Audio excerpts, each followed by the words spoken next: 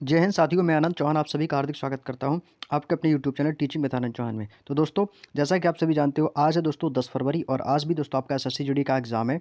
तो दोस्तों, आज के इस वीडियो में दोस्तों हम आपसे 6 फरवरी से लेकर 7 फरवरी को जो दोस्तों सभी शिफ्टों के जो प्रश्न हैं, इनका दोस्तों एक ही वीडियो आप लोगों के लिए लेकर आया हूँ। हालांकि दोस्तों, मैंने आपको 6 फरवरी की सभी शिफ्टों के क्वेश्चन और 7 फरवरी के सभी शिफ्टों के क्वेश्चन पर वीडियो बना भी दी है और उस पर मैंने एक पीडीएफ भी अपलोड कर दिया है। तो दोस्तों, मुझे यहाँ से कुछ एडिशनल प्रश्न और मिले हुए हैं, तो मैंने सोचा कि क्यों ना आपको ये भी सारे प्रश्न क्यों ना आपको पीडीएफ माध्यम के तरीके से आपको पास ज़रूर भेज दिए जाएँ। तो दोस्तों, मैंने आपको पीडीएफ तो भाई शेयर कर ही दिया है। और रही बात इसकी 6 फरवरी से लेकर 7 फरवरी की जितनी भी आपकी सभी शिफ्टों में जो भी क्वेश्चंस पूछे गए हैं, इन पर दोस्तों मैं एक अलग से वीडियो और आप लोगों के लिए बनाकर दे रहा हूँ और इसका भी पीडीएफ मैं आपको टेलीग्राम पर सेंड कर दूँगा। तो भाई इस क्लास को पूरा देख लेना। इसमें आपके 6 फरवरी की तीनों शिफ्ट, 7 फरवरी की तीनों शिफ्टों के मिक्स क्वेश्चंस आपको दिए गए हैं और ये सिर्फ और सिर्फ जीके के क्वेश्चंस होंगे। इसमें हिंदी के क्वेश्चंस नहीं होंगे, ये आपके जीके के क्वेश्चंस होंगे और कौन कौन से क्वेश्चन आपके आने वाली शिफ्टों में बन सकते हैं। तो प्लीज़ दोस्तों, ये वीडियो बहुत ही इंपॉर्टेंट आप लोगों के लिए रहने वाली है, तो शुरू से लेकर एंड तक इस वीडियो को जरूर देख लीजिएगा, ठीक है। और इसका पीडीएफ आपको कंप्लीट पीडीएफ आपको 6 से 7 फरवरी की यानी कि 6 की 6 शिफ्ट का पीडीएफ आपको मैं टेलीग्राम पर प्रोवाइड करा दूंगा, ठीक है। और आज जैसा कि पता है आज 10 फरवरी है, तो 10 फरवरी की जो आपकी तीनों शिफ्टों के जो भी क्वेश्चंस होंगे उस पर भी दोस्तों आज शाम तक में या दोस्तों रात तक वो वीडियो मैं अपलोड कर दूंगा, तो उसको भी आप लोग देख लीजिएगा, ठीक है। तो अभी हम केवल 6 फरवरी से लेकर 7 फरवरी की सभी शिफ्टों के प्रश्नों के बारे में एनालिसिस करने वाले हैं। तो वीडियो को शुरू से लेकर अंत तक देखिएगा और यदि आप चैनल पर नए हो तो चैनल को जरूर सब्सक्राइब कर लेना, ताकि आने वाली क्लासों का नोटिफिकेशन जो है आपको सही समय पर मिल सके। दोस्तों, यदि आपको वीडियो अच्छा लगे तो वीडियो को लाइक करके एक प्यारा सा कमेंट जरूर बताइएगा कि आज का सेशन आप लोगों को कैसा लगा। तो देखो, आज आज इस वीडियो में हम आपसे बात करेंगे 6 फरवरी की फर्स्ट शिफ्ट के क्वेश्चंस के बारे में, ठीक है। 6 फरवरी के फर्स्ट शिफ्ट के क्वेश्चन के बारे में। तो देखो, पहला क्वेश्चन आया था कि निम्न में से कौन सा लोक नृत्य जम्मू एवं कश्मीर से संबंधित है। तो वो है दोस्तों आपका रौफ नृत्य। कौन सा है? और इसको दोस्तों राउफ नृत्य भी लिखते हैं, ठीक है। इस प्रकार से भी इसको लिखा जाता है, राउफ नृत्य। तो ये दोस्तों कहाँ का है? तो याद रखिएगा, ये आपका जम्मू कश्मीर का प्रसिद्ध लोक नृत्य है, ठीक है। अब इससे जुड़े आपको कुछ प्रमुख लोक नृत्य और बता देते हैं कि जैसे कहा गया कि जम्मू और कश्मीर के प्रमुख लोक नृत्यों में से एक रौफ या राउफ नृत्य है, जो महिलाओं के समूह में नृत्य करती हैं। और यहाँ के अन्य प्रमुख लोक नृत्य हैं जैसे हिकत है और चाकरी नृत्य, ठीक है। आने वाली एग्जामों में यहाँ से ये भी क्वेश्चन आपके बन सकते हैं कि हिकत और चाकरी नृत्य किस राज्य से संबंधित है। तो आप कहाँ का बताएंगे? तो आप कहोगे सर ये जम्मू एंड कश्मीर का प्रसिद्ध लोक नृत्य है। क्लियर? चलिए, अगला क्वेश्चन आया था कि भारतीय संविधान में वित्त आयोग से जुड़े प्रावधान संविधान के किस संशोधन के तहत जोड़े गए थे। तो वो है आपका 74वें और 73वें संविधान संशोधन के द्वारा। किसके द्वारा? 74वें और 73वें संविधान संशोधन अधिनियम 1992 के द्वारा भारतीय संविधान के वे वित्त आयोग को जोड़ा गया था, ठीक है। भारतीय संविधान में वित्त आयोग से जुड़े प्रावधान संविधान के 74वें और 73वें संशोधन अधिनियम 1992 के तहत जोड़े गए थे। संविधान के अनुच्छेद 280 के तहत राष्ट्रपति वित्त आयोग का गठन करते हैं और वित्त आयोग का जो मुख्य काम है वो है संघ और राज्यों के बीच, साथ ही राज्यों के बीच कर राजस्व के वितरण पर सिफारिशें देना। ये इनका दोस्तों प्रमुख कार्य है, ठीक है। नेक्स्ट क्वेश्चन है कि मौर्य काल के महत्वपूर्ण साक्ष्य बिहार के किस स्थान पर पाए गए हैं। तो देखो, मौर्य काल के जो महत्वपूर्ण साक्ष्य हैं वो आपके बिहार से मिले हैं, लेकिन बिहार में किस स्थान पर है? तो वो है दोस्तों आपका कुम्हरार से मिले हुए हैं। राजगीर भारत के बिहार में मौर्य काल से जुड़ा एक महत्वपूर्ण स्थल भी है। और राजगीर जो है ये आपके पाटलिपुत्र से पहले मगध साम्राज्य की राजधानी हुआ करती थी।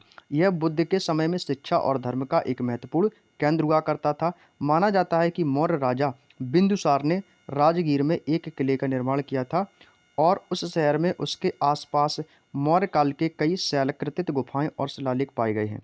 हालांकि कुम्हरार अधिक विशेष रूप से मौर्य काल और पाटलिपुत्र से जुड़ा हुआ है, जो मौर्य साम्राज्य की राजधानी थी।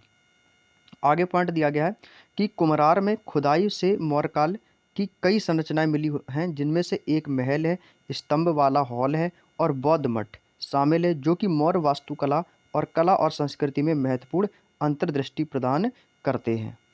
अगला क्वेश्चन आया था दोस्तों आपका समिति से कि रंग राजन समिति किससे संबंधित है। तो दोस्तों याद रखिएगा, जो रंग राजन समिति है ये आपके गरीबों के अनुमान से संबंधित है, ठीक है। गरीबों के अनुमान से संबंधित है। जैसे कि देश में देश में गरीबी के स्तर पर आकलन करने के लिए भारत सरकार द्वारा 2012 में रंग राजन समिति का गठन किया गया। अब हो सकता है आने वाली शिफ्टों में क्वेश्चन बन सकता है कि रंग राजन समिति का गठन गठन कब किया गया, तो आप बता सकते हो कि 2012 में इसका गठन किया गया था। ठीक है। समिति की अध्यक्षता भारतीय रिजर्व बैंक की पूर्व गवर्नर सी रंगराजन ने की थी, तो इन्हीं रंगराजन के नाम से ही इस रंगराजन समिति का नाम दिया गया। ठीक है, ऐसे याद रख सकते हो।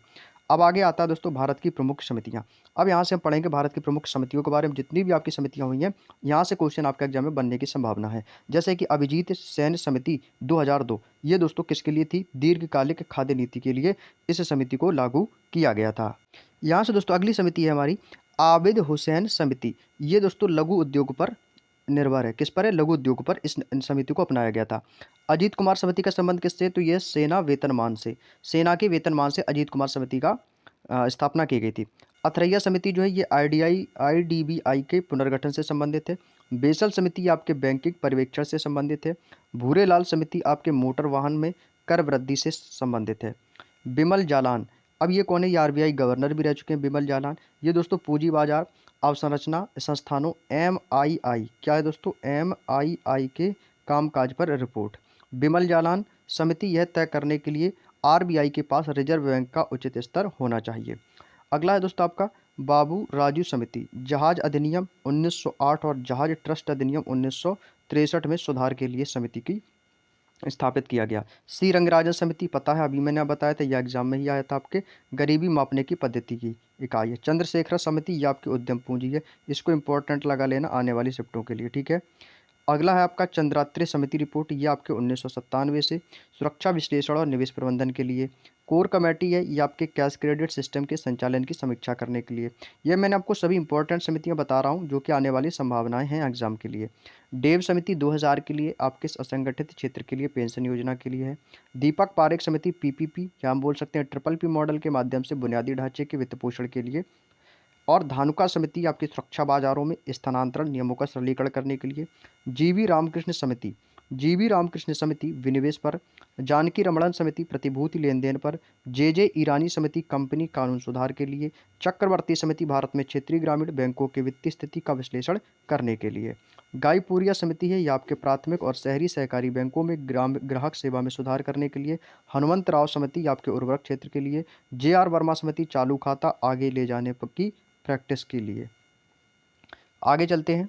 अगला क्वेश्चन दोस्तों आपके एग्जाम में आया था पंचवर्षीय योजना से। तो मैं आपके लिए 12 पंचवर्षीय योजनाओं की एक अच्छी सी वीडियो लेकर आने वाला हूँ। उसमें मैं आपको ट्रिक से बताऊंगा सारी चीज़ें कि कौन सी पंचवर्षीय योजना आपको 12 की 12 पंचवर्षीय योजना में इतने अच्छे तरीके से बता दूंगा कि आपको सभी पंचवर्षीय योजनाएं रट जाएंगी और एग्जाम में आप कभी भूलोगे भी नहीं। उनकी मैं आपको डेट भी रटवा दूंगा और किस समिति पर आधारित थी, उनका क्या मॉडल था, वो सब कुछ आपको इस वीडियो में मैं अगली नेक्स्ट वीडियो में आपको बता दूंगा। ठीक है, इस पर मैं एक अलग सी वीडियो आप लोगों के लिए बनाकर सेंड कर दूंगा। अगला क्वेश्चन आया था कि महालनोबिस मॉडल पर संबंध में किस पंचवर्षीय योजना के साथ जोड़ा गया। यानी कि जो महालनोबिस पीसी महालनोबिस जो मॉडल है ये किस पंचवर्षीय योजना के तहत जोड़ा गया था। तो मैं बता दूं ये आपकी दूसरी पंचवर्षीय योजना के तहत जोड़ा गया था। ये हमारी दूसरी पंचवर्षीय योजना थी जो कि महालनोबिस मॉडल पर आधारित थी। देखो दूसरी पंचवर्षीय योजना जो आपकी 1 अप्रैल 1956 से चली थी। पहली कब चली थी? 1951 से चली थी। ठीक है, 1951 से 1956 तक चली थी। और दूसरी आपकी 1956 से 1961 तक चली थी। ठीक है, ये हमारी पहली वाली है और ये दूसरी है। ठीक है, ये हमारी दूसरी थी। तो दूसरी पंचवर्षीय योजना आपकी 1 अप्रैल 1956 से 31 मार्च 1961 प्रोफेसर पीसी महालनोबिस द्वारा प्रतिपादित विकास में युक्ति पर निर्भर थी। इस योजना में भारी एवं आधारभूत उद्योगों पर विशेष बल के साथ तीव्र औद्योगिकीकरण, यानी किस पर निर्धारित थी? औद्योगिकीकरण। ठीक है, प्राथमिकता दी गई। भारत में शुरू से ही भारी उद्योग और परिवहन एवं ऊर्जा के विकास के बीच संतुलन रखना आवश्यक समझा गया है। ठीक है, अगला क्वेश्चन आया था कि चापचर कूट त्योहार भारत के किस राज्य का प्रसिद्ध त्योहार है। तो देखो आपके एग्जाम में हर एक शिफ्ट में प्रसिद्ध त्योहार उत्सव मेले बहुत पूछे जा रहे हैं। तो देखो चापचर कूट, भैया कूट कूट कर, भाई जोर जोर से कूट रहा है मिजोरम, जोर शब्द आया ना, तो चापचर कूट कहाँ से है? मिजोरम से। इस पर मैंने ट्रिक भी बताई थी आपको। देखो चापचर कूट है ये मिजोरम भारत का एक त्यौहार है और ये मिजोरम का सबसे बड़ा त्यौहार माना जाता है। जो चापचर कूट है ये मिजोरम का सबसे बड़ा त्यौहार है। हो सकता है ऐसे भी क्वेश्चन बन सकता है कि मिजोरम का सबसे बड़ा त्यौहार कौन सा है, तो वह है चापचर कूट। चापचर कूट का अर्थ होता है कि अवधि के दौरान आयोजित होने वाला त्यौहार जब काटे गए बांस और पेड़ों की झूम खेती के लिए जलाने के लिए सूखने का इंतजार किया जाता है। और यह जो त्यौहार है चापचर कूट, यह हर वर्ष मार्च के महीने में मनाया जाता है। जैसे कि अब आपका मार्च आएगा तो मार्च में चापचरकुट मनाया जाएगा। इस उत्सव की जो शुरुआत हुई थी वो 1450 में 1700 ईस्वी के सुईपुई नामक गांव से होने का अनुमान लगाया गया। ये एग्जैक्ट नहीं है, ये लगभग अनुमान लोगों का कहना है, ठीक है। अब आगे मैं बात करता हूँ भारतीय त्यौहार के बारे में। तो देखो भारत के जो त्यौहार हैं जिनमें से आपके आपके जो इम्पोर्टेंट त्यौहार हैं, इम्पोर्टेंट फेस्टिवल्स हैं, जो कि आने वाले एसएससी जीडी 2025 में जिनका भी एग्जाम अभी नहीं हुआ है, आने वाली शिफ्टों के लिए क्वेश्चन मोस्ट इंपॉर्टेंट रहेंगे। जैसे कि आंध्र प्रदेश में आता है आपका दशहरा है, उगादी है, डेक्कन है, महोत्सव है और ब्रह्मोत्सवम। ये दोस्तों प्रमुख त्यौहार हैं, आंध्र प्रदेश में मनाए जाते हैं। अरुणाचल प्रदेश का आता है रेहे, भूरी बूट, मायोको, ट्री, पोंगटू, लोसार, सुरुंग, मुरुंग, सोलंग, मोपिन और मोनपा उत्सव। ये आपके अरुणाचल प्रदेश के प्रसिद्ध त्यौहार हैं, ठीक है। इसके भी अलावा आपके विभिन्न राज्य हैं जिनके भी आपको प्रसिद्ध त्यौहार मैं आपको बता देता हूँ। जैसे कि असम। असम में दोस्तों आपका मेला लगता है। कौन सा मेला? अम्बुबाची का मेला। अम्बुबाची, भोगाली, बिहू, बैसागु, देही, पटकाई। बिहार के लिए दोस्तों सबसे ज़्यादा इंपॉर्टेंट छठ पूजा, बिहुला याद रखना, मैंने आपको बता रखा है, दोनों इंपॉर्टेंट हैं। छत्तीसगढ़ का माघी पूर्णिमा और बस्तर दशहरा। गोवा का आता है सनबर्न फेस्टिवल, लादेन और मंडो। गुजरात में आपका नवरात्रि, नवरात्रि है, जन्माष्टमी है, कच्छ उत्सव है, कच्छ जिला गुजरात का सबसे बड़ा जिला है, और उत्तरायण, ये गुजरात के हैं। हिमाचल प्रदेश का आपका रखदुमनी है, गोची महोत्सव है, हरियाणा का बैसाखी है, ठीक है। जम्मू कश्मीर की बात करते हैं तो हरनौमी हुआ जम्मू कश्मीर का, छारी है, बहु मेला है, दोसमोचो है। झारखंड में करम उत्सव है, होली है, रोहिणी है और टूसू है।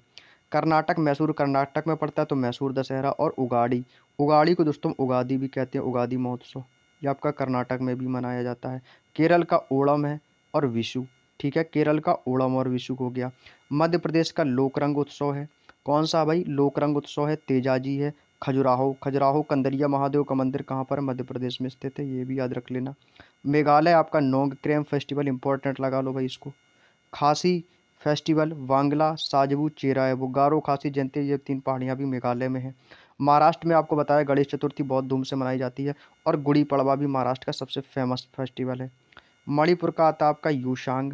यूशांग मणिपुर का मोस्ट इंपॉर्टेंट है। पोराग है, चवांग कुट है, ठीक है। मिजोरम का चापचरकुट महोत्सव जो कि अभी मैंने आपको बताया था है।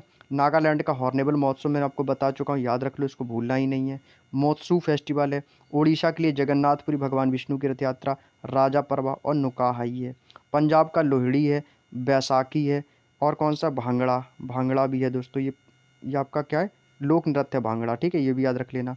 राजस्थान का आपका गणगौर है। तीज है। बूंदी भी राजस्थान में पड़ती है तो बूंदी हो गया। सिक्किम का लोसार सिक्किम है। सागा दावा, सागा दावा इंपॉर्टेंट लगा लेना भाई आने वाले एग्जाम में शिफ्टों के लिए। तमिलनाडु का पोंगल, थाईपुसम और नट्यांजलि महोत्सव, ये कहाँ के? तमिलनाडु के। भरतनाट्यम भी है आपका। तेलंगाना, तेलंगाना का दोस्तों आता है आपका बोनालू, बोनालू बतकुम्मा, ये दोनों याद रख लेना। उगादी महोत्सव तेलंगाना का भी है। त्रिपुरा का है खर्ची पूजा। पश्चिम बंगाल में सबसे ज़्यादा फेमस है आपकी दुर्गा पूजा, ठीक है। खर्ची पूजा कहाँ पर है? त्रिपुरा में, त्रिपुरा में, ठीक है। और इसको ट्रिक बता दूं खर्ची पूजा याद करने के भाई, त्रिपुरा, त्रिपुरा में देखो यार है रुपया, रुपये, भाई पूरा में देखो रूपा, रूपा आ रहा है ना, रूपा। भाई रुपए क्या होते हैं? खर्च किए जाते हैं। भाई रुपए जो होते हैं वे पूजा में, पूजा में क्या होते हैं? रुपए खर्च होते हैं, तो त्रिपुरा को बना लो रुपए, ठीक है। त्रिपुरा रुपए, त्रिपुरा रुपए, सेम वॉइस आ रही ना हल्की सी। तो भाई रुपए जो होते हैं वो पूजा में कैसे होते हैं? खर्च होते हैं, तो ऐसे याद रख लो, खर्ची पूजा त्रिपुरा। भाई ट्रिक कुछ भी बना लो, कोई दिक्कत ना है, ठीक है। आगे अगला क्वेश्चन है, संविधान का अनुच्छेद 12 से 35, संविधान का अनुच्छेद 12 से 35 किससे संबंधित है? तो ये मूल अधिकार से संबंधित है, ठीक है। जितने भी आर्टिकल मैंने आपको बता रखे हैं, आर्टिकल मैं बता दूं, आर्टिकल 1 से लेकर 80 तक के आर्टिकल अच्छे से पढ़ लो। यदि मैं सबसे कम मटेरियल बता रहा हूँ याद करने के लिए, 1 से 80 तक पढ़ लो, आपको दिक्कत नहीं होगी एग्जाम में। तो भैया 12 से 35 किससे संबंधित था? मूल अधिकार से संबंधित है, क्लियर। नेक्स्ट चलते हैं। देखो यहाँ पर मैं आपको मौलिक अधिकार से जुड़े कुछ इंपॉर्टेंट शब्द और बताता हूँ। जैसे कि मौलिक अधिकार को संयुक्त राज्य अमेरिका के संविधान से लिया गया। देखो मौलिक अधिकार कहाँ से लिए गए? संयुक्त राज्य अमेरिका से। राज्य के नीति निर्देशक सिद्धांत कहाँ से लिए गए? आयरलैंड के संविधान से लिए गए। तो वही सारी चीज़ आपको यहाँ पर भी याद रखनी है। मूल संविधान में आपके कितने मौलिक अधिकार है? तो 7 मौलिक अधिकार थे मूल संविधान में। लेकिन जब 44वां संविधान संशोधन हुआ तो उसको द्वारा संपत्ति के अधिकार आर्टिकल 31 से 19, 4 में मौलिक अधिकार की सूची में हटाकर इसे अनुच्छेद 300 का में रख दिया गया था। ठीक है। भीमराव अंबेडकर ने आर्टिकल 32 को, किसने, अंबेडकर जी ने अनुच्छेद 32 को संविधान की आत्मा कहा है। भारतीय संविधान की आत्मा किस आर्टिकल को कहा जाता है, तो आर्टिकल 32 याद रखना, जो मूल अधिकार को मूल अधिकार बनाता है। भारतीय तथा विदेशियों के लिए आर्टिकल 14, 20, 21, 21 का, 23, 24, 25 और 28, और केवल भारतीयों के लिए जो आर्टिकल हैं वो 15, 16, 19, 29 और 30 दोस्तों ये प्रमुख अनुच्छेद हैं। ठीक है। आगे चलते हैं। अगला क्वेश्चन है कि रामनाथ वी राघवन निम्नलिखित में से किस संगीत वाद्य यंत्र से संबंधित थे, तो ये थे आपके मृदंगम से। किससे थे, मृदंगम। मृदंगम किसको बोला जाता है, ढोलक को। रामनाथ वी राघवन मृदंगम से संबंधित हैं, जो आमतौर पर कर्नाटक संगीत में प्रयोग किया जाने वाला एक ताल वाद्य है। ठीक है, ताल वाद्य है। उनका जन्म कहाँ हुआ था, तो इनका जन्म मदुरई तमिलनाडु भारत में तिरुनेलवेली जिले के कुनियाऊर गांव में पीसी वैद्यनाथ अय्यर और ब्रह्मा नायकी के घर हुआ था। ये प्रसिद्ध कर्नाटक गायक रामनाथ कृष्णन उनके बड़े भाई हुआ करते थे। ठीक है।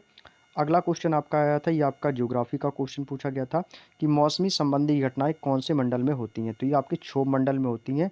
अब यहाँ से देखो, क्षोभ मंडल से जुड़ी आपको कुछ इंपॉर्टेंट बताते हैं, जैसे कि वायुमंडल की संरचना। वायुमंडल की दोस्तों जो संरचना है, इसको दोस्तों कितने भागों में बांटा गया, तो इसको बांटा गया 5 परतों में, या 5 भाग कह सकते हैं कि इसको 5 भागों में वर्गीकृत किया गया है। पृथ्वी के धरातल से अंतरिक्ष की ओर इन परतों का क्रम क्या है, तो मैं आपको क्रम बताता हूँ। तो देखो दोस्तों, सबसे पहले आपका आता है क्षोभ मंडल। सबसे पहले आता है आपका क्षोभ मंडल, फिर आता है समताप मंडल, इसके बाद मध्य मंडल, फिर ताप मंडल और फिर आपका बाह्य मंडल। ठीक है। तो सबसे पहले मैं बता दूं क्षोभ मंडल। तो क्षोभ मंडल के बारे में समझ लो। देखो, मैं आपको सारी चीज़ें डिटेल में बता रहा हूँ, ताकि एग्जाम से यदि क्वेश्चन बनेगा ना, तो इन क्वेश्चनों पर आधारित ही क्वेश्चन बन जाएगा। देखो, क्षोभ मंडल की बात करें तो यह परत वायुमंडल में सबसे महत्वपूर्ण और सबसे निचली परत होती है, यानी सबसे नीचे की। इसकी जो औसत ऊंचाई होती है वो होती है 13 किलोमीटर। हमारे सांस लेने में जो योग्य वायु होती है वो इसी मंडल से मौजूद होती है। जो हम सांस लेते हैं, ऑक्सीजन लेते हैं ना, ये क्षोभ मंडल से मिलती है। मौसम की लगभग जो सभी घटनाएं होती हैं, जैसे कि बारिश होना और फॉग यानी कि कोहरा हो जाना, ओले पड़ना, ये इसी परत में घटित होती हैं। अब देखो, आप कहोगे सर एग्जाम में क्वेश्चन बनेगा कैसे। यदि देखो भूगोल का या ज्योग्राफी से यदि क्वेश्चन अच्छा सा क्वेश्चन बनता है ना, तो वो क्षोभ मंडल, समताप मंडल, बहिर्मंडल, है ना, यहीं से क्वेश्चन एग्जामिनर उठा के पूछ लेता है। अब जैसे मान लो एग्जाम में क्वेश्चन आ गया कि बताइएगा कि ओलावृष्टि किस मंडल पर आधारित है, ओले पड़ना किस मंडल पर आधारित है, कोहरा होना किस मंडल पर आधारित है, ठीक है, बारिश का होना यह किस मंडल पर आधारित है, तो भाई आपको पता होना चाहिए। तो कौन सा है वो, क्षोभ मंडल। जो बारिश होती है, कोहरा पड़ता है, ओले गिरते हैं, समझ रहे हैं ना, और हम जो ऑक्सीजन, मनुष्य जो ऑक्सीजन लेता है, ये कहाँ से मिलती है, ये सब क्षोभ मंडल से मिलती है। ठीक है। अब मैं उम्मीद करता हूँ क्षोभ मंडल के बारे में आप लोगों ने समझ लिया होगा। अब बताता हूँ समताप मंडल के बारे में। देखो, समताप मंडल जो होता है ये क्षोभ मंडल के ऊपर है। अब देखो, 13 किलोमीटर की ऊंचाई पर तो आपका क्षोभ मंडल है, जहाँ से हमारी क्रियाएं होती रहती हैं। अब क्षोभ मंडल के जैसे ही ऊपर हम पहुँचे, तो भाई लगभग 50 किलोमीटर की ऊंचाई पर, तो वहाँ पर आता है हमारा समताप मंडल। यहाँ पर परत जो होती है वो बादलों की बनी होती है, और मौसमी संबंधी घटनाएं लगभग मुक्त होती हैं। और जो हवाई जहाज उड़ते हैं ना भाई, आप लोगों ने देखा होगा जो प्लेन उड़ते हैं, तो जो प्लेन होते हैं वो लगभग 50 किलोमीटर की ऊंचाई पर उड़ रहे हैं। तो मान के चलो कि हवाई जहाज़ों के जो उड़ने के लिए जो सबसे आदर्श चीज़ें होती हैं वो आपका समताप मंडल होता है। ऐसा क्वेश्चन एग्जाम में बनता भी है कि हवाई जहाज़ किस मंडल में उड़ते हैं, तो आप आंसर दे सकते हो समताप मंडल में। ठीक है। समताप मंडल की एक अन्य महत्वपूर्ण विशेषता यह है कि इसमें ओजोन गैस की परत उपस्थित होती है। ओजोन का फॉर्मूला क्या होता है भाई, O3 होता है। ठीक है। ओजोन दिवस हम कभी मनाते हैं, 16 सितंबर को ओजोन दिवस भी मनाया जाता है। ठीक है। और ये सूर्य की पराबैंगनी किरणों से हमारी रक्षा करती है ओजोन परत। ठीक है। और देखो, ये चीज़ें याद रख लेना, ओजोन दिवस है, महत्वपूर्ण दिवस वही रट के जाना एग्जाम में। आगे बात करता हूँ मध्यमंडल के बारे में। तो दोस्तों, मध्यमंडल क्या होता है, तो मध्यमंडल होता है ये हमारी वायुमंडल की तीसरी परत होती है। पहली परत हमारी होती है क्षोभ मंडल, जैसे बारिश होना, कोहरा होना, ओलावृष्टि होना। ठीक है। इसके बाद आता है आपका क्षोभ मंडल के बाद आ गया आपका समताप मंडल। समताप मंडल पे आपके बादलों की परत बनी होती है, जहाज उड़ते हैं, ओजोन की परत बनी होती है। अब जैसे ही आपका समताप मंडल के ऊपर और हम जाते हैं, तो लगभग 80 किलोमीटर की जब हम ऊंचाई पर जाते हैं तो हमें मिलता है मध्यमंडल। तो हम दोस्तों मंडल के मध्य में आ जाते हैं। तो जहाँ पर अंतरिक्ष से लेकर पृथ्वी के वायुमंडल में प्रवेश करने पर इस परत में पहुँचते ही उल्का पिंड जल जाते हैं। क्या जल जाते हैं, उल्का पिंड। ठीक है। अब जब हम बात करते हैं दोस्तों मध्यमंडल के बाद आता है आपका तापमंडल। तापमंडल क्या है, तापमंडल में ऊंचाई बढ़ने के साथ साथ टेम्परेचर भी बहुत तेज़ी से बढ़ने लगता है। और आयन मंडल इसी परत का हिस्सा होता है। यह दोस्तों 80 से लेकर 400 किलोमीटर मोटा होता है और यह परत रेडियो प्रसारण में मदद करती है। वास्तव में पृथ्वी द्वारा भेजी जाने वाली जो रेडियो तरंगें होती हैं वो इसी परत से टकराकर पुनः वापस आती हैं। ठीक है। अब तापमंडल के बाद आता है आपका वायुमंडल। वायुमंडल क्या है दोस्तों? ये वायुमंडल की सबसे ऊपरी परत वायुमंडल होती है। बाह्य का मतलब होता है बाहरी, यानी कि बाहर का मंडल। इस परत में दोस्तों जो वायु होती है वो बहुत विरल होती है, जिसमें आपके हीलियम है, हाइड्रोजन जैसी हल्की गैसें यहीं अंतरिक्ष में तैरती रहती हैं। यदि देखो वायुमंडल में यदि हम कोई चीज़ फेंकते हैं या वायुमंडल से यदि हम कूदते हैं, कुछ भी करते हैं, तो दोस्तों क्या होता है, तो वहाँ पर वो चीज़ें तैरने लगती हैं, अंतरिक्ष में तैरने लगती हैं। क्यों? क्योंकि हीलियम और हाइड्रोजन गैसें, हल्की गैसें, ये सब वहीं पर पाई जाती हैं, तो अंतरिक्ष में वो चीज़ें तैरती रहती हैं। वो होता है हमारा बाहरी मंडल। समझ गए ना? उम्मीद करता हूँ मैंने आपको जो समझाया है, उम्मीद करता हूँ सब कुछ क्लियर हो गया होगा अच्छे से। ठीक है? इसीलिए कहता हूँ कि वीडियो को शुरू से लेकर एंड तक देखो भाई, बहुत कुछ यहाँ से सीख के जाओगे। अगला क्वेश्चन है आपका, चीन में सबसे ज़्यादा कौन सा धर्म है? तो भैया मैंने आपको बता रखा है, चीन में लोग बुद्धा को पूजा करते हैं, बौद्ध धर्म को मानते हैं। बौद्ध धर्म के अनुयायी सबसे ज़्यादा चीन में मिलेंगे, वहाँ पर बौद्ध धर्म की सबसे ज़्यादा मान्यता दी गई है। नेक्स्ट क्वेश्चन पर चलते हैं। चीन से जुड़ी कुछ इंपॉर्टेंट बातें और आपको और बता देते हैं। देखो, चीन जो है ना, ये आधिकारिक रूप से एक नास्तिक देश है। नास्तिक देश जानते हो? एक तो होता है आस्तिक, दूसरा होता है नास्तिक। नास्तिक का मतलब होता है जो भगवान पर विश्वास नहीं रखते हैं, और आस्तिक कौन होते हैं? जो भगवान पर विश्वास रखते हैं। तो ये नास्तिक देश कहा जाता है। चीन की सत्ताधारी होती है कम्युनिस्ट पार्टी। ये किसी भी धर्म को नहीं मानती है और नास्तिक विचारों को तवज्जो देती है, यानी कि तवज्जो का मतलब होता है उसको मान्यता देती है।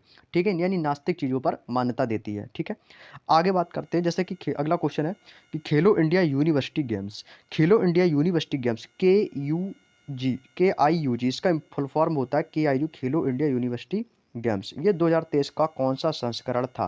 तो याद रखना मेरे भाई, ये तीसरा संस्करण था। कौन सा था? तीसरा संस्करण था। खेलो इंडिया यूनिवर्सिटी गेम्स 2023 का तीसरा संस्करण था। यह दोस्तों प्रतियोगिता कहाँ पर हुई थी? ये उत्तर प्रदेश के 4 शहरों में की गई थी। एक तो आपका लखनऊ, दूसरा वाराणसी, तीसरा गोरखपुर और चौथा गौतम बुद्ध नगर नोएडा में आयोजित की गई थी। इस प्रतियोगिता का उद्घाटन किसने किया था? प्रधानमंत्री ने लखनऊ में किया था, यानी कि नरेंद्र मोदी ने इसका उद्घाटन किया था। ठीक है, आगे चलते हैं। अगला क्वेश्चन है कि 15वें कृषि नेतृत्व पुरस्कार समिति ने 2024 के सर्वश्रेष्ठ किस राज्य पुरस्कार के लिए किस राज्य को चुना था? तो ये भी इंपॉर्टेंट क्वेश्चन आपके एग्जाम में पूछा गया है। महाराष्ट्र में। कहाँ पर है? महाराष्ट्र में। ठीक है, महाराष्ट्र से जुड़े आपके कुछ इंपॉर्टेंट पॉइंट जो आने वाली शिफ्टों में बन सकते हैं कि हाल ही में महाराष्ट्र को वर्ष 2024 के लिए सर्वश्रेष्ठ कृषि राज्य पुरस्कार के लिए चुना गया। अब हो सकता है सपोज आने वाली शिफ्टों में क्वेश्चन यहाँ से पूछा जाए कि बताइएगा कि हाल ही में किस राज्य को 2024 के लिए सर्वश्रेष्ठ कृषि राज्य पुरस्कार से सम्मानित किया गया या कृषि राज्य पुरस्कार के लिए चुना गया? तो आप किसे बोलेंगे? आप कहोगे सर महाराष्ट्र को दिया गया। ठीक है, ये इंपॉर्टेंट पॉइंट याद रख लेना। अगला पॉइंट है, इसकी घोषणा 15वीं कृषि नेतृत्व पुरस्कार समिति के द्वारा की गई थी। इस समिति के अध्यक्ष कौन है? तो वो भारत के पूर्व मुख्य न्यायाधीश और केरल के राज्यपाल न्यायमूर्ति पी सदाशिवम हैं। इस समिति के अनुसार महाराष्ट्र को उसकी नवीन कृषि ग्रामीण पहल के लिए इस पुरस्कार के लिए चुना गया है। यह पुरस्कार महाराष्ट्र सरकार की कृषि नीतियों को मान्यता देता है, जिससे राज्य में कृषि और ग्रामीण समृद्धि को बढ़ावा मिला है। अगला क्वेश्चन आया है कि 15 मई 2022 को किस देश ने अपना पहला थॉमस कप खिताब जीता? तो भाई आप सभी जानते हो वो जीता था भारत ने। किसने जीता है? भारत ने जीता है। भारत ने बैंकॉक थाईलैंड में फाइनल में 14 बार के चैंपियन इंडोनेशिया को 3-0 से हराकर 15 मई 2022 को अपना पहला थॉमस कप खिताब जीता था। विश्व चैंपियनशिप में कांस्य पदक विजेता लक्ष्य सेन ने अपने पहले पुरुष एकल में इंडोनेशिया के एंथनी सिंसुका गिटिंग को 8-21 से 21-17 और 21-16 से हराकर भारत को 1-0 की बढ़त दिलाई थी। भारत इससे पहले 1952 में, 1955 में और 1979 में थॉमस कप के सेमीफाइनल में पहुंचा था।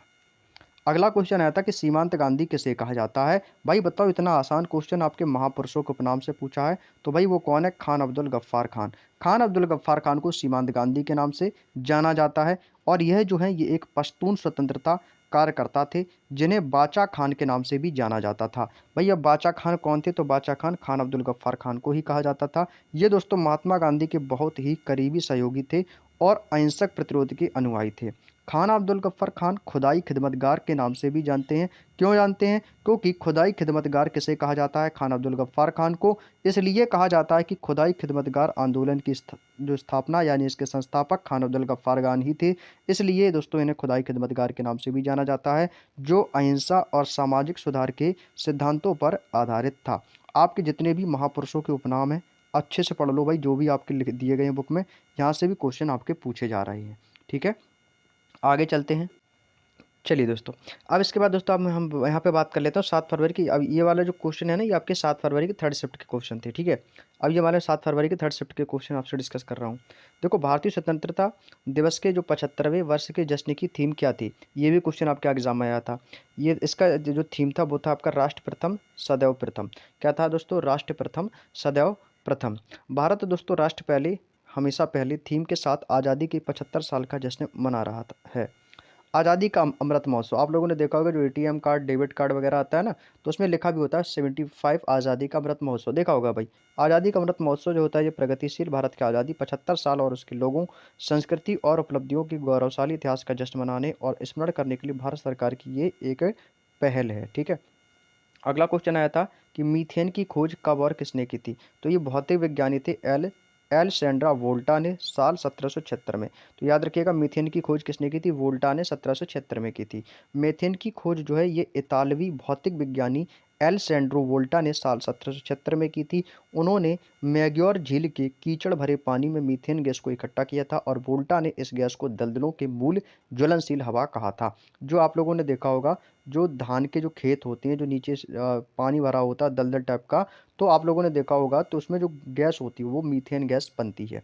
मीथेन के गैस के बारे में कुछ बातें हैं, जैसे कि मीथेन जो होती है ये एक रंगहीन और गंधहीन गैस होती है। इसकी मीथेन का जो रासायनिक सूत्र होता है वो होता है आपका CH4 होता है। यह एक प्राकृतिक गैस का मुख्य घटक है। मीथेन एक ग्रीन हाउस गैस है। मीथेन गैस का इस्तेमाल ईंधन के रूप में किया जाता है। मीथेन गैस जो होती है जमीन के नीचे और समुद्र तल के नीचे दोनों जगह पाई जाती है। मीथेन गैस को हम मार्स गैस के नाम से भी जानते हैं। मार्स गैस कैसे कहा जाता है? मीथेन को ही कहा जाता है। अगला पॉइंट है कि मीथेन गैस जो होती है बायोगैस और कंप्रेस्ड नेचुरल गैस, जिसको CNG बोलते हैं, CNG का फुल फॉर्म क्या होता है? कंप्रेस्ड नेचुरल गैस का मुख्य घटक है। अगला क्वेश्चन आया था कि इनमें से राज्यपाल क्या नहीं कर सकता है, तो राज्यपाल जो है ये राज्यपाल अविश्वास प्रस्ताव में मतदान नहीं कर सकता है, क्योंकि अविश्वास प्रस्ताव की अनुमति के केवल लोकसभा में होती है, राज्य विधानसभा में नहीं होती है। ठीक है, ये भी याद रख लेना, ये पॉलिटी का क्वेश्चन है। सुनंदा नायर निम्नलिखित में से किस नृत्य से संबंधित है, तो ये आपके मोहिनी अट्टम से संबंधित है। किससे है? मोहिनी अट्टम से संबंधित है। मोहिनी अट्टम अट्टम है जो मंत्रमुग्ध करने वाला नृत्य होता है। यह महिलाओं के द्वारा किया जाता है और यह एक एकल नृत्य होता है, जिसे 19वीं शताब्दी में वडिवेलु द्वारा विकसित किया गया था और त्रावणकोर के शासक के तहत प्रमुखता प्राप्त हुई थी। मोहिनीअट्टम है, भरतनाट्यम है और कथकली, ये दोस्तों मिश्रण है, लेकिन इसमें पैर की थाप का अभाव होता है और इसका फुटवर्क कोमल होता है। सुनंदा नायर है, ये मोहिनीअट्टम नृत्य से संबंधित है।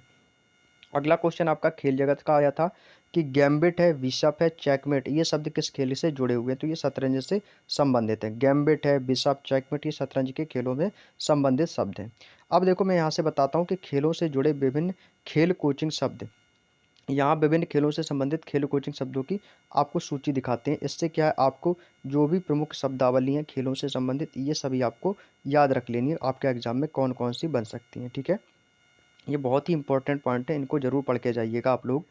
यहाँ पर देखो चला दिया गया बेसबॉल। बेसबॉल में कौन कौन से शब्द हैं, जैसे कि आपका बेस, बेस में बेस आ गया ना, बंटिंग है, बैटरी है, कैचर है, डायमंड है, होम है, इनफील्ड है, हिटर है, आउटफील्ड है, पुल आउट है, पिच है, पिचर प्लेट है, स्ट्राइक है, शॉर्ट स्टॉप है, थ्रो है, परफेक्ट गेम है, होम रून है और बेस रनर। ये आपका बेसबॉल में इन शब्दों का उपयोग किया जाता है। इसके बावजूद बैडमिंटन में backhand low, angled drive serve, deuce, word, double group, flick serve, fault, forehand smash, lob, let, love all, smash, net shots और रस, ये बैडमिंटन की प्रमुख शब्दावली हैं। बास्केटबॉल में बास्केट है, ड्रिबलिंग है, बॉल है, ब्लॉकिंग है, हेल्ड बॉल है, फ्री थ्रो है, जंप बॉल है, होल्डिंग है, पिवट है और मल्टीपल थ्रो है। मुक्केबाजी में चलता है आपका पंच है, बैबिट है, पंच कट है, सहायक पॉइंट है, सिस्टम है, ब्रेक है, हुक है, डिफेंस है, डाउन है, knock, jab, lying on, slam, weigh in, second out, uppercut, knockout से जीत। ये दोस्तों नॉकआउट से क्या होता है, वो जीत जाता है मुक्केबाजी में।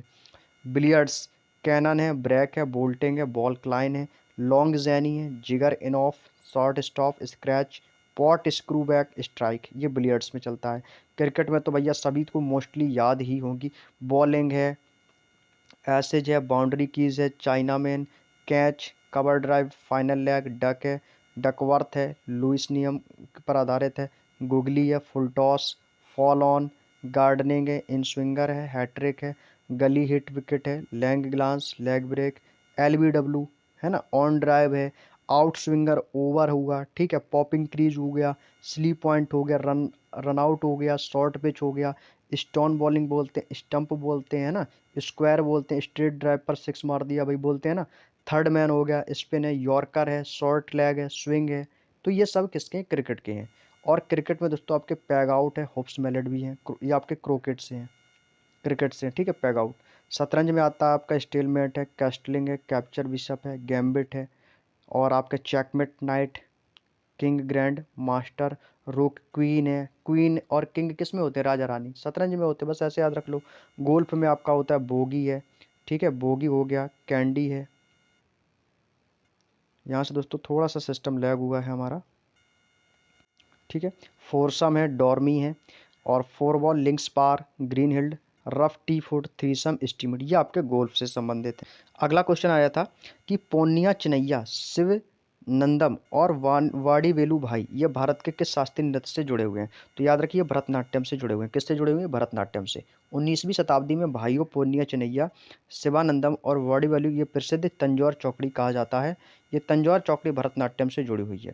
तंजौर चौकड़ी के चार भाई थे, जिनमें से चिनैया, पोन्नैया, शिवानंदम और वड़ीवेलु ये चार भाई हैं। ये भरतनाट्यम और कर्नाटक संगीत के विकास योगदान देने वाले थे। तंजौर चौकड़ी के बारे में इंपॉर्टेंट बात बताऊं तो ये बात ये दी गई है कि तंजौर चौकड़ी के भाई मथु स्वामी दीक्षितार के शिष्य थे, और तंजौर चौकड़ी ने भरतनाट्यम में आधुनिक कला को वास्तविक रूप दिया। तंजौर चौकड़ी ने कई तरह के अल्लारिप्पू, जतिस्वरम, कोत्वम, शब्दम, वर्णम, पदम, जवाली, कीर्तनई और तिल्लाना की रचना की थी। तंजौर चौकड़ी के भाइयों ने नवरत्न मेला नामक एक गीत समूह भी लिखा था। और तंजौर चौकड़ी के भाइयों के कार्यों के जो चर्चे हैं वो पूरे विश्व में प्रसिद्ध हैं। तंजौर चौकड़ी के भाइयों ने भरतनाट्यम के मूलभूत अडवों को संहिताकृत किया था। अगला क्वेश्चन दोस्तों आपके एग्जाम में आया था कि बंगाल विभाजन की घोषणा किसके समय भारत के वायसराय कौन थे। तो भाई लॉर्ड कर्जन थे। 1905 में बंगाल का विभाजन 20 जुलाई को हुआ था, और उस समय लॉर्ड कर्जन क्या हुए थे, वायसराय थे भारत के। इसे 16 अक्टूबर 1905 को लागू किया गया, और 6 साल बाद इसे पूर्ववत कर दिया गया था। विभाजन के बड़े पैमाने पर मुस्लिम पूर्वी क्षेत्रों के बड़े पैमानों पर हिंदू क्षेत्रों से अलग कर दिया गया था।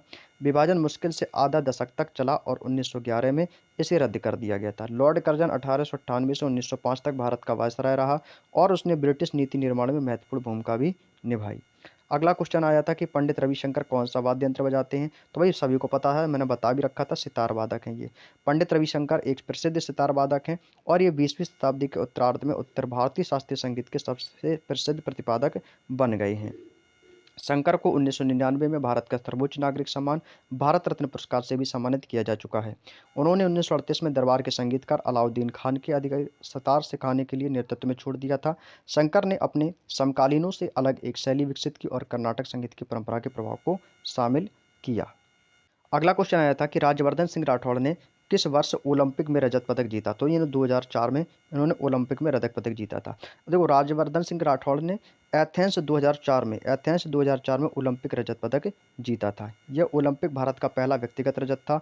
उन्होंने मेंस डबल ट्रैप निशानेबाजी स्पर्धा में पदक जीता, और 2002 के राष्ट्रमंडल खेलों में पुरुषों के व्यक्तिगत और युगल डबल ट्रैप स्पर्धाओं में स्वर्ण पदक जीतने पर राठौड़ को काफ़ी प्रसिद्धि मिली। उन्होंने 2006 के राष्ट्रमंडल खेलों में एक स्वर्ण व्यक्तिगत डबल ट्रैप में और एक रजत युगल डबल ट्रैप में लेकर अपने 2004 ओलंपिक के विजय रथ को आगे बढ़ाया।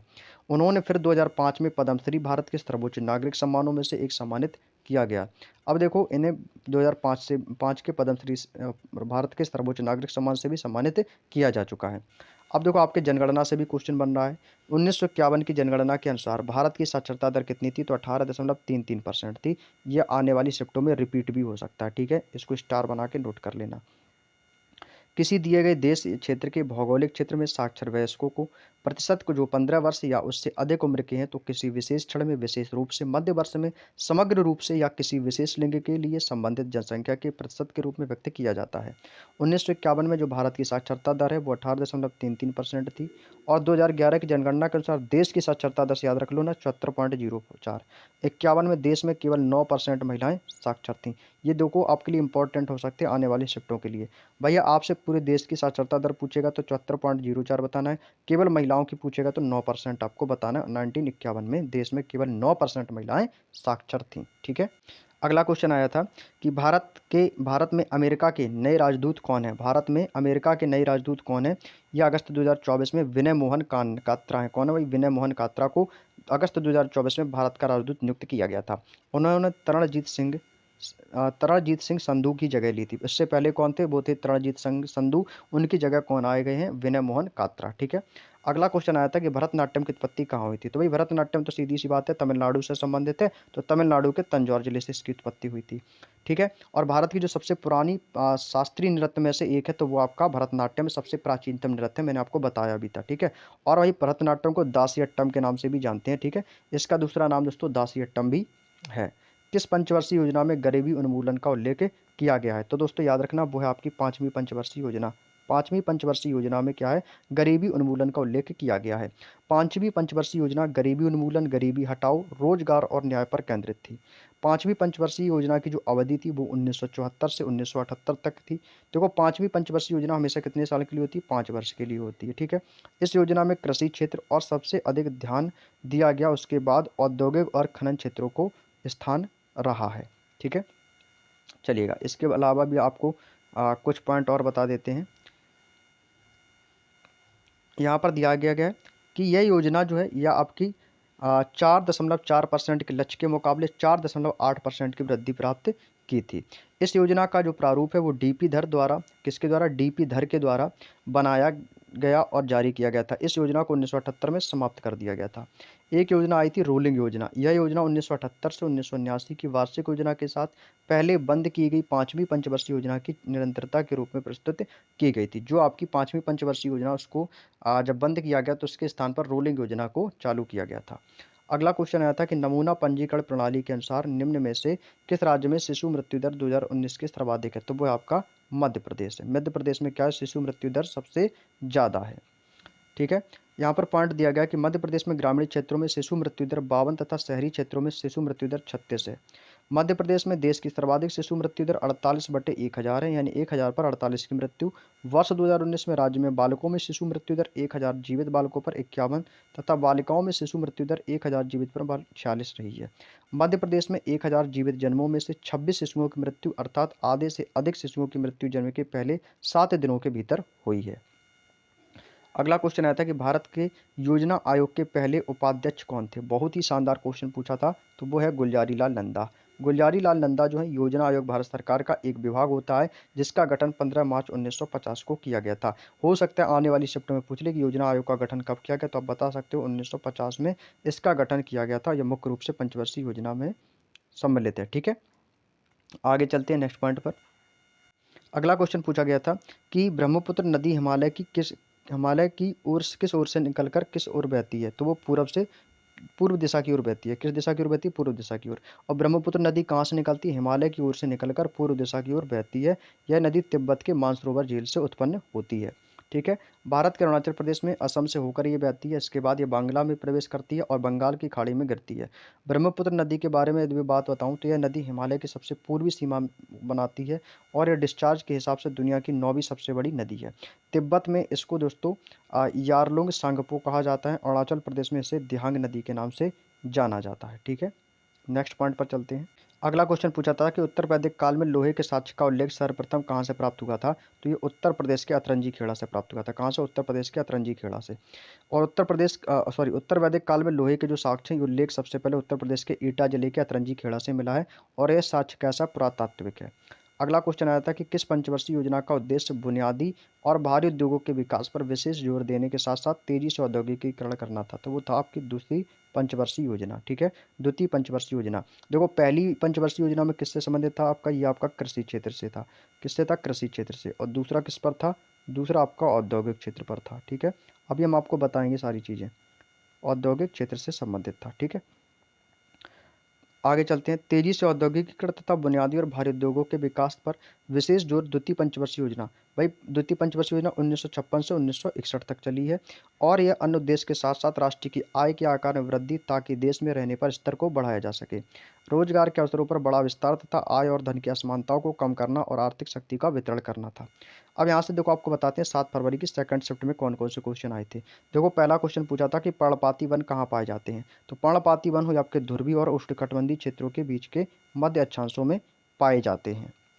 अगला क्वेश्चन दोस्तों आपके संविधान से आया था कि संघ सूची, राज्य सूची भारत के संविधान की किस अनुसूची में। तो वो आपकी 7वीं अनुसूची में। संघ सूची, राज्य सूची, समवर्ती सूची का संविधान किसमें है, 7वीं अनुसूची में। क्योंकि भारत के संविधान की 7वीं अनुसूची में राज्य संघ के बीच शक्तियों और कार्यों के आवंटन को परिभाषित करता है। और अनुसूची आपकी कितनी है, 3 है।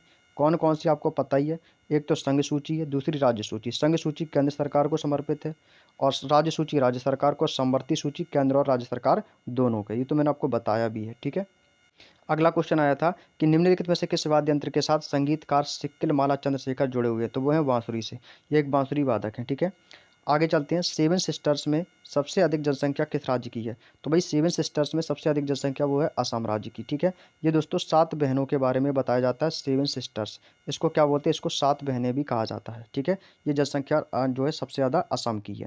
देखो 7 बहनों के बारे में यदि मैं बात करूँ 7 सिस्टर्स की, उसमें देखो सबसे बड़ा क्षेत्र आता है अरुणाचल प्रदेश, सबसे छोटा क्षेत्र त्रिपुरा, सर्वाधिक जनसंख्या, अधिक जनसंख्या अभी मैंने बताया था असम, न्यूनतम जनसंख्या पूछेगा तो मिजोरम 7 सिस्टर्स में। ठीक है, सर्वाधिक अधिक जनसंख्या का घनत्व पूछेगा तो असम बताना है, सर्वाधिक न्यूनतम घनत्व पूछेगा तो अरुणाचल प्रदेश बताना है, उच्चतम साक्षरता पूछेगा तो मिजोरम बताना है, सर्वाधिक न्यूनतम साक्षरता पूछे तो अरुणाचल प्रदेश बताना है। विश्व का सबसे बड़ा नदी द्वीप तो वो असम में स्थित माजुली नदी द्वीप को कहा जाता है। ठीक है, ये देखो पॉइंट इंपॉर्टेंट है, इनको याद करना है आपको। अगला क्वेश्चन आया था कि संस्कृति मंत्रालय के वर्तमान मंत्री कौन है। तो वह श्री गजेंद्र सिंह शेखावत। कौन है, श्री गजेंद्र सिंह शेखावत है। महाराष्ट्र में हिंदुओं द्वारा मनाया जाने वाला नया वर्ष किस नाम से जाना जाता है, उसको गुड़ी पड़वा के नाम से जानते हैं। ये नए वर्ष को गुड़ी पड़वा के नाम से महाराष्ट्र में जाना जाता है। और महाराष्ट्र में इसके अलावा दोस्तों गणेश उत्सव या गणेश चतुर्थी भी कहते हैं, जो गणेश चतुर्थी या गणेश उत्सव है, ये महाराष्ट्र में सबसे ज़्यादा धूमधाम से मनाया जाता है। इसको भी याद रख लेना। ठीक है, नेक्स्ट देखो एक क्वेश्चन ये भी आया था पॉलिटी से कि अध्यक्ष और उपाध्यक्ष के पदों के लिए अवकाश त्यागपत्र हटाने का प्रावधान किस अनुच्छेद में है। तो याद रखिए अनुच्छेद 94 में। किस में है, अनुच्छेद 94 में अध्यक्ष उपाध्यक्ष के पदों को अवकाश त्यागपत्र और उन्हें हटाने का प्रावधान दिया गया है। दोस्तों एक क्वेश्चन ये भी पूछा गया था कि मूंगफली में कौन सा तेल पाया जाता है। तो मूंगफली का तेल जो होता है ये मोनो अनसैचुरेटेड और पॉली अनसैचुरेटेड वसा से समृद्ध है, जो एलडीएल कोलेस्ट्रॉल को कम करके एचडीएल कोलेस्ट्रॉल के स्तर को बढ़ाकर हृदय स्वास्थ्य को बढ़ावा देता है, यानी कि हृदय के लिए सबसे अच्छा मूंगफली का तेल माना जाता है। एक क्वेश्चन दोस्तों आपका पीएम गति शक्ति योजना पूछी गई थी कि कब शुरू की गई थी पीएम गति शक्ति योजना। तो याद रखना ये 13 अक्टूबर 2021 को, जितनी भी योजनाएं सब अच्छे से पढ़ लो, 13 अक्टूबर 2021 को इसकी शुरुआत की गई थी। प्रधानमंत्री गति शक्ति भारत सरकार की एक महत्वपूर्ण योजना है जिसका उद्देश्य देश में बुनियादी ढांचे के विकास को तेज गति देना है। इसे 13 अक्टूबर 2021 को प्रधानमंत्री नरेंद्र मोदी के द्वारा इसको शुरू किया गया, तभी तो नाम है पीएम गति शक्ति योजना। क्लियर। एक क्वेश्चन आपका ये भी पूछा गया था कि 1951 से 1990 के बीच कितनी पंचवर्षीय योजनाएं हो चुकी थी। तो भाई देखो 1951 से लेकर यदि हम 1990 तक की यदि बात करते हैं तो आपकी ये देखो सभी पंचवर्षीय योजनाएं दी गई, ये आपकी टोटल 7 दी गई। तो वो आपकी देखो 7 पंचवर्षीय योजनाएं हो चुकी थी। क्यों, क्योंकि पहली 1951 से लेकर 1956 तक चली। अब 1951 से देखो और 1990 तक कितनी हो चुकी। तो आपको सर 1 2 3 4 5 6 7 ये ऐसे इन्होंने पूछ लिया था, तो टोटल 7 हो चुकी हैं। अब हो सकता है आपकी आने वाली शिफ्टों में क्या पूछ ले कि बताइएगा कि 1900 कब से 1961 से लेकर 1990 तक। यदि मैं आपसे बोलूं कि 1961 से लेकर 90 तक कितनी पंचवर्षीय योजनाएं हो चुकी हैं। तो आपको कितना काउंट करना है, केवल यहाँ से लेकर इतने पॉइंट को काउंट करना है। कैसे, 1 2 3 4 5, तो हम क्या बोलेंगे 1961 से लेकर 90 तक कुल 5 पंचवर्षीय योजनाएं हो चुकी थी। बात समझ में आ गई। तो ऐसे करके आपको क्या करना है, केवल 1951 से लेकर, जैसे आपको 12 पंचवर्षीय योजनाओं को सभी को पहले नोट कर लेना है, सभी को, ठीक है, उनकी सभी सन को, और उनके बीच में जो भी अंतर है भाई, 5 5 साल का अंतर है तो 5 5 वर्ष का निकालेंगे। जैसे 1951 से 56, 56 से 61, 61 से 66, फिर यहाँ पर देखो कितना हुआ, प्लस का 3 हुआ, ठीक है। तो प्लस 3 कितना हुआ, 69, 69 से 74, फिर 74 से 1978, ठीक है। 74 से कितना हो गया, 78, फिर 78 से 80, यहाँ पर आपका +2 हुआ, ठीक है, प्लस का 2, यहाँ पर +3 +2 और एक बार फिर से +2 आपको याद रखना है, ठीक है। अभी आगे भी आपको बताऊंगा। तो ये आपकी सारी योजनाएं रहेंगी।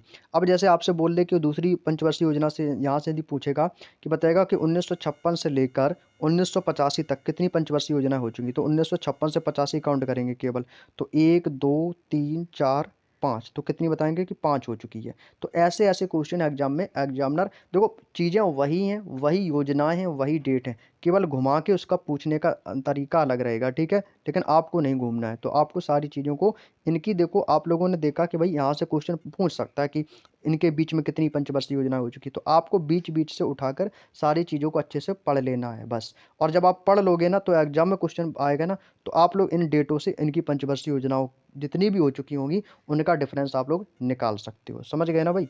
अब यहाँ पर दोस्तों आपकी 8वीं 9वीं 10वीं 11वीं 12वीं, तो टोटल आपकी कितनी पंचवर्षीय योजनाएं, तो 12 हैं। तो यदि मैं आपसे बोलूँ बताएगा 1951 से लेकर कब तक, 2017 तक, तो 2017 तक आपकी पंचवर्षीय योजनाएं कितनी हो चुकी हैं, तो आप कहोगे सर टोटल 12 हैं। तो 12 पंचवर्षीय योजनाओं का समय अवधि 1951 से लेकर 2017 तक है। यहाँ से भी पूछा जा सकता है, ठीक है। 1951 से 2017 तक 12 पंचवर्षीय योजनाओं का पूरा समय अवधि दिया गया है, ठीक है। एक क्वेश्चन दोस्तों आपका हिस्ट्री से पूछा गया था कि ऋग्वेद में सतलज नदी को क्या कहा जाता है। बिल्कुल सिंपल सा क्वेश्चन, शतुद्री कहा जाता है। भाई आप लोगों ने ल्यूसेंट भी तो पढ़ी होगी, तो भाई हमेशा पहला पेज यही रहता है ऋग्वेद काल से संबंधित। तो ऋग्वेद काल में सतलज नदी को क्या कहा है, शतुद्री कहा गया है। ऋग्वेद में सतलज नदी को शतुद्री कहा गया है। सतलज नदी को शतुद्री या शतद्रु के नाम से भी जाना जाता है। बिल्कुल सिंपल सा क्वेश्चन, एक क्वेश्चन तो सबने कर लिया होगा। एक क्वेश्चन दोस्तों आपका करंट का पूछा गया था कि बताइएगा कि वर्तमान में यूपीएससी के अध्यक्ष कौन है, तो वह प्रीति सूदन है। कौन है, प्रीति सूदन, क्योंकि 1 अगस्त 2024 को पूर्व आईएएस प्रीति सूदन यूपीएससी के अध्यक्ष के रूप में पदभार ग्रहण किया। वे डॉक्टर मनोज सोनी, भैया पहले कौन थे, मनोज सोनी हुआ करते थे, उनकी जगह अब किसने ली है, प्रीति सूदन ने। ये अपने पूरे कार्यकाल पूरा होने से पहले ही इस्तीफा इन्होंने दे दिया था। एक क्वेश्चन दोस्तों आपका ये भी पूछा गया था कि निम्नलिखित स्थानों में से किसे राजस्थान का मानचेस्टर कहा जाता है, तो वो किसे कहा जाता है, भीलवाड़ा को। भीलवाड़ा को राजस्थान का मानचेस्टर कहा जाता है। और इसके साथ साथ जो भीलवाड़ा है ये के लिए ज़्यादा फेमस है, यानी वस्त्रों के लिए, और इसको हम टेक्सटाइल सिटी भी कहते हैं। अब हो सकता है क्वेश्चन पूछ दे कि बताइएगा कि टेक्सटाइल सिटी के नाम से किसे जाना जाता है, तो आप किसे बताओगे, भीलवाड़ा को। भीलवाड़ा को हम टेक्सटाइल सिटी के नाम से भी जानते हैं। यदि भीलवाड़ा नहीं मिलता है तो डायरेक्ट यदि आपको राजस्थान भी दे देता है तो भी हम इसको टिक लगा सकते हैं कि राजस्थान को हम टेक्सटाइल सिटी के नाम से भी जानते हैं। क्यों, क्योंकि राजस्थान जो है आपका भीलवाड़ा राजस्थान में ही पड़ता है। ऐसे भी आप इसको याद रख सकते हो। तो दोस्तों ये थे आपके 6 फरवरी और आपके 7 फरवरी के जितने भी सभी शिफ्टों के जो भी क्वेश्चंस थे वो हमने आपसे डिस्कस कर लिए हैं। अब बाकी इसकी जो पीडीएफ है, इसका जो फुल पीडीएफ है विद सॉल्यूशन के, वो मैं आपको अभी थोड़ी देर में टेलीग्राम चैनल पर आपको प्रोवाइड कर दे रहा हूँ। तो वहाँ से आप इसके फुल पीडीएफ का एक बार अच्छे से रिवीजन कर लेना। और भी इसमें एडिशनल चीज़ें मैंने आपको ऐड कर रखी हैं, तो उसको भी दोस्तों आप लोग पढ़ लेना। वो चीज़ें मैंने इसलिए नहीं बताई कि वीडियो थोड़ी सी लंबी हो जाएगी, इसलिए दोस्तों मैंने आपको इतना ही बताया है। बाकी आप पीडीएफ से ज़रूर इसको एक बार अच्छे से देख सकते हो, ठीक है। और चलिएगा, तो आज की वीडियो में इतना ही रखते हैं। और अभी जो आपका आज का जो भी एनालिसिस करेंगे तो उसका वीडियो मैं शाम तक आपको प्रोवाइड करा दूंगा, और विद पीडीएफ के, तो पीडीएफ भी वहाँ से डाउनलोड कर लेना। तो चलिएगा दोस्तों, आज की वीडियो में इतना ही रखते हैं। चैनल पर नए हो तो चैनल को सब्सक्राइब कर लेना, वीडियो अच्छा लगे तो वीडियो को लाइक करके एक प्यारा सा कमेंट कर देना। तो सभी को जय हिंद, जय भारत।